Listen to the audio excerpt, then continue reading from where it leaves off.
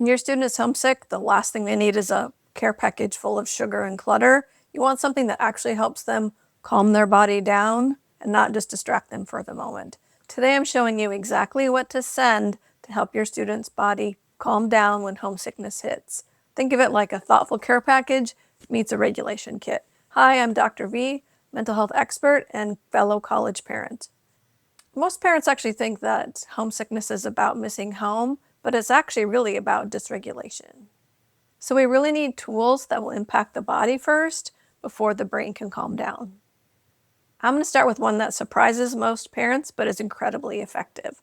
And that is anything that is intense, chewy, very strong flavored type of food item to eat.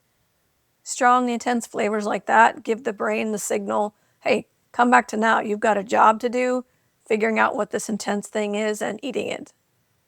And that strong sensory input can help re-regulate their body, interrupt that kind of panicky cycle, and help them calm down. So what am I talking about? At my house, my kids like Sour Patch Kids.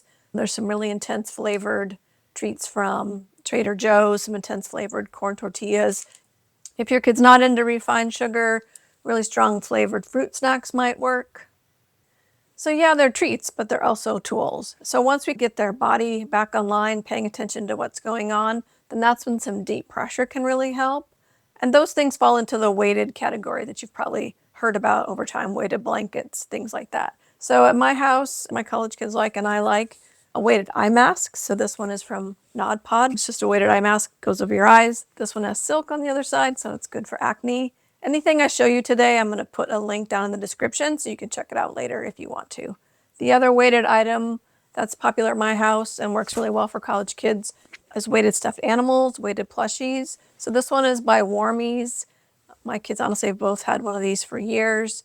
Pop it in the microwave, warms it up. It does smell a little bit like lavender. So if your student isn't into lavender, I really honestly haven't found a great non-scented weighted plushie. So if you find one, leave it in the comments and I'll add it to this video. And the reason I like these is because they're super low key. They can keep them on their bed. A lot of kids have eye masks, especially great if your roommate stays up late. Definitely don't get one of those huge weighted blankets that I know are popular. Save those for home because it's really hard to move that up to your lofted dorm bed, and they will not wash in those dorm washers, that's for sure. Okay, up next, the third type of product we can use in your homesick care package to really help regulate your student's body comes under the category of scent.